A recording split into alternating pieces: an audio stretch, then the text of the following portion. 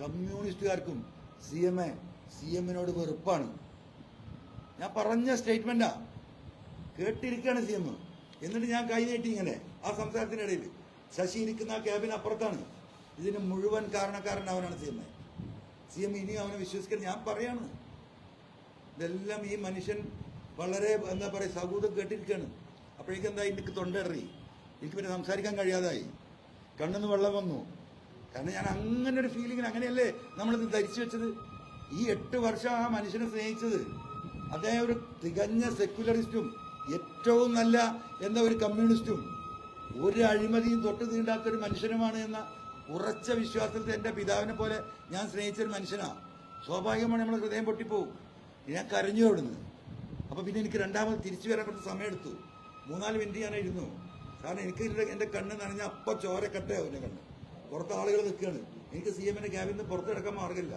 അവിടെ ഇരുന്ന് ഞാൻ കണ്ണൊക്കെ തുടച്ച് ഒന്ന് ശാന്തമായി ഒരു 3 മിനിറ്റ് എടുത്തിട്ടുണ്ടാവും.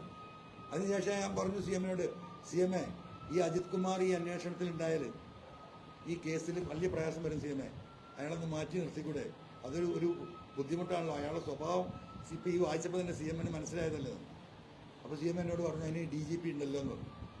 അപ്പോൾ ഞാൻ പറഞ്ഞു DGP ആൾ സാധുവില്ല സി എം എ, ഇത് എവിടെയെങ്കിലും എത്തുമോ? അപ്പോൾ സി എം നമുക്ക് നോക്കാം എന്ന് പറഞ്ഞു. അപ്പോഴും ഞാൻ എന്താ വിചാരിക്കുന്നത്, ഇയാൾ വളരെ എന്താ പറയുക സത്യസന്ധമായിട്ടുള്ള സ്റ്റാൻഡാണ്. അപ്പോൾ ഞാൻ അവിടുന്ന് ഇറങ്ങുമ്പോൾ ഞാൻ സി എമ്മിനോട് ചോദിച്ചു, സി എം എ പുറത്ത് പത്രക്കാരുണ്ട്, ഞാൻ ഇന്നലെ മുതൽ അവരെ കണ്ടിട്ടില്ല, ഇറങ്ങിയാൽ അവരോട് എന്തെങ്കിലും പറയേണ്ടി വരും, അപ്പോൾ എന്താ ചെയ്യാന്ന് ചോദിച്ചു. അതിനെന്താ നിങ്ങൾ പറഞ്ഞു. നിങ്ങൾ സൂക്ഷിച്ച് പറയണം എന്നും കൂടി പറഞ്ഞില്ല, അല്ലെങ്കിൽ ഒന്ന് കരുതി പറയണം എന്ന് പറഞ്ഞില്ല. അപ്പോൾ എന്താ എനിക്ക് വീണ്ടും ആവേശമായി. സി എം അത്രയും സപ്പോർട്ടല്ലേ. അങ്ങനെ ഞാൻ വരുന്നു, പിറ്റേന്ന് പത്രസമ്മേളനം നടത്തുന്നു. അല്ല, അന്ന് ഇറങ്ങിക്കഴിഞ്ഞിട്ട് ഞാൻ മുങ്ങി എലി പൂച്ച എന്നൊക്കെ പറഞ്ഞ സമയം. അപ്പോൾ ഞാൻ ശാന്തമായിരുന്നു സത്യത്തിൽ. കാരണം സി എമ്മിൻ്റെ പെരുമാറ്റത്തിൽ ഞാൻ ഫുള്ളി സാറ്റിസ്ഫൈഡ് ആയിരുന്നു. അത് കഴിഞ്ഞ് പിറ്റേന്ന് മാഷെ കാണുന്നു.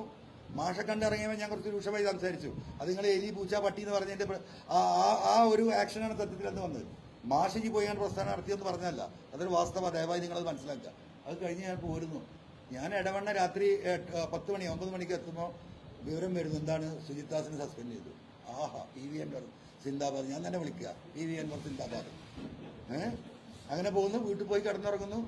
അതിൻ്റെ പിറ്റേന്ന് അപ്പോഴേക്ക് പാർട്ടി ലീഡേഴ്സ് വിളിക്കുന്നു. ഇപ്പോൾ കണ്ടില്ലേ, സ്ട്രോങ് ആയ ആക്ഷനാണ്. അപ്പോൾ എനിക്ക് തോന്നി സ്ട്രോങ് ആയ ആക്ഷനാണ്. അത് കഴിഞ്ഞ് അപ്പോൾ അതിൻ്റെ ഇടയിൽ നിങ്ങൾ ആരോ വിളിച്ചു ചോദിച്ചു സന്തോഷമായോ? നമ്മൾ സന്തോഷമായിട്ടില്ല, ആശ്വാസമായി എന്ന് പറഞ്ഞു. എനിക്ക് അപ്പോഴും സന്തോഷമായിട്ടില്ല. എനിക്കെന്തോ ഒരു സാധനം അപ്പോഴും എൻ്റെ ഇവിടെ ഇങ്ങനെ കിടന്നിട്ട് മാന്തുന്നുണ്ട്. എനിക്കത് മനസ്സിലാവണം എന്താണ്.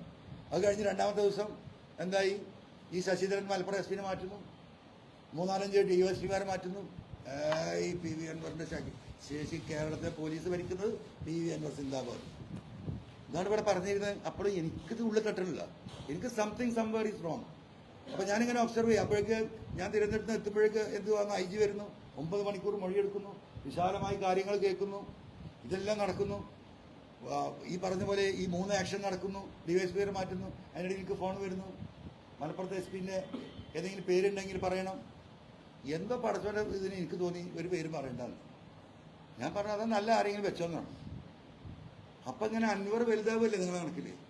പക്ഷേ എൻ്റെ 6th സെൻസ് വർക്ക് ചെയ്യുന്ന വേറെ വഴിക്കാം.